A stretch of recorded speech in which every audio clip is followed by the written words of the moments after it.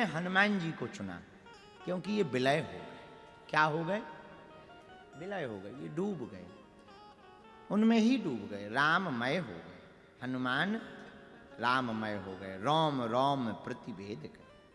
हनुमान जी के तो रोम रोम भी राम राम जपते हैं, हनुमान जी की तो शयन भी राम राम जपती, इसीलिए ये हनुमान जी में विलय हो गए, इसलिए इनकी इतनी महिमा। स्वयं राम जी भी अपने मुख से कह रहे। अच्छा, राम जी कह रहे सो तो ठीक है। एक बात हम अक्सर बोलते हैं कि हम लोगों पर संकट आता है तो हम भगवान को पुकारते हैं, लेकिन भगवान ही पे संकट आता है तो वो हनुमान को पुकारते हैं। ये विलय होने का परिणाम है। एक बात और सुन, विलय होना क्या है? डूब जाना। अब डूबे कैसे? कोनो नदी अदी में गिर जाए? नहीं नहीं नहीं, यहां समुद्र यहीं गिर जाते। नहीं नहीं, ये डूबना नहीं है। डूबने का मतलब है रूप, नाम, रस, धाम। प्रभु के देखने के लिए रूप का चिंतन करो, लेने के लिए नाम को कहो, रहने के लिए धाम को चुनो, पीने के लिए प्रभु रस को चुनो। इसको कहते हैं डूबना। और हम लोग पी रहे कुछ और, विषय रस, वासना के, क्रोध का, और कुछ तो जो है अंगूर का है। अच्छा, आदमी तो आदमी, पुरुष तो ठीक है, महिलाएं भी पीती हैं। हमें तो ये बाद में पता लगा, जब हम हैदराबाद गए तब हमें पता लगा। हम तो सीधे साधे आदमी, हमें ज्ञान ही नहीं इन सब का। हैदराबाद गए, एक हमारे चेला हैं रेड्डी जी, खैर हमने टीवी पे उनकी 2-3 बार भांजाई कर दी तरीका से। तो एक हमारे चेला हैं रेड्डी जी, बोले गुरुजी लड़का का विवाह है, आप आना। हम कहा हम तो फ्री हैं, आ जाएंगे। तो उन्होंने मोबाइल पर टिकट डाल दी हवाई जहाज की, 2 चेलों की टिकट डाल दी, हम पहुंच गए। 2 दिन बाद गए शादी के। अक्सर हम बहुत ज़्यादा ये खुचड़ चौंचों से बचते रहते हैं, कहीं फंस जाएं तो बात अलग। 2 दिन बाद हम पहुंचे तो रेड्डी जी ने बड़ो स्वागत करो, ऊपर को कक्ष दो, रुको महाराज, बहुत अच्छी है भाई, बड़ी कृपा भाई, चाय वाय भाई, भोजन वोजन भाई। दोपहर के 12-2 बज गए। तो बोले गुरुजी लड़का बहू आशीर्वाद ले भी आओ चार। हम कि आना चाहिए, आने दो। हमने पटकी निकाली, बालाजी का चित्र निकाला, निर्माल्य ले गए थे माला, वो निकाली, दोनों ने प्रणाम किया, हमने आशीर्वाद दिया, हमको मंगल। थोड़ी देर बैठे वो, तो चले गए। हमने धीरे से रेड्डी जी को बुलाया, उनका एक बात बोले, बुरा ना मानो। बोले जी।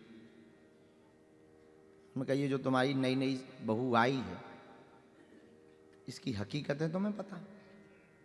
बोले क्या? हम की पीती है। जवाब सुन के तो हमें अटैक आ गया।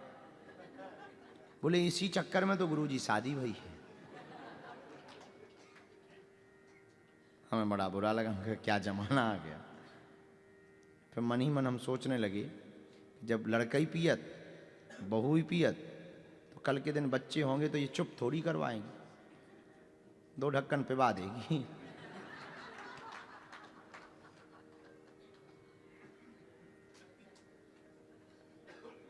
जय बजरंग बली की। हमने अपने चेलों को इशारा किया, हम का कह दो गुरुजी को बहुत जरूरी काम है, खिसक लो यहां से। चले आए। तो डूबना क्या है? कुछ लोग डूबते हैं मक्खी गुड़ में। डूबना क्या है? हनुमान जी रामधुन में। डूबना क्या है? कई बार नृत्यांगना नाचते नाचते इतनी डूब जाती है कि वो होश खो बैठती है कि वो कहाँ नाच रही।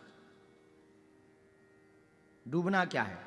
संगीतज्ञ गीत गाते गाते कई बार इतना डूब जाता है कि वो होश खो बैठता है कि हम बाथरूम में गा रहे हैं या स्टेज पे गा रहे हैं। चित्रकार कई बार इतना डूब जाता है कि उसे ये होश ही नहीं रहता कि हमने कब से चाय नहीं पी। छोटे बच्चे, उन्हें होश ही नहीं रहता है